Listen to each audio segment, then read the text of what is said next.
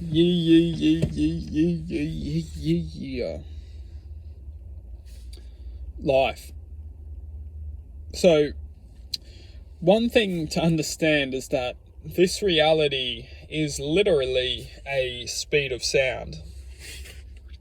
Now, within that speed of sound is harnessed within a code of principles. And within the code of principles lays limitation. Because the reality which we're living in is limitless. It founders under the universal law which procreates and manifests. The reality which we're living in, many of us we're living in, doesn't obey by this universal law. It ultimately tries to create its own universal law, which dictates and suppresses, because it understands that within the universal law, everything manifests and procreates. But it can't have this reality, it can't have things manifesting and procreating, as this existence is uncontrollable. It doesn't achieve what the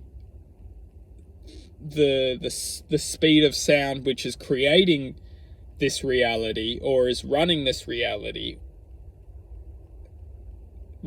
agenda. So to take a look at the reality of which we're living in, it's generally a hieroglyphic of fear. Everything which we encounter within this reality is attempting to produce fear. And the reason being is because if you are an entity of distortion, and entities of distortion are coming from choice. So everything within this reality at least, is given choice. The creator of this reality has created choice. And within this choice, we are all being reflected against our choices. Now, what's crucial to understand is that within our reflection of choices, we're calculated or equated to that mathematical code. And within this reality, depending on the choices which we make, reflects the mathematical code. And depending on the mathematical code, equates to the speed of sound which we will resonate to. How this is done is by the choices which we resonate to reflects a certain sense of reality. And that reality is effectively interacting with us, which is generating a sense of awareness. And within that awareness, we're ultimately forming a sense of identity, a sense of acknowledgement, and a sense of responsibility to continue that awareness within its speed of sound.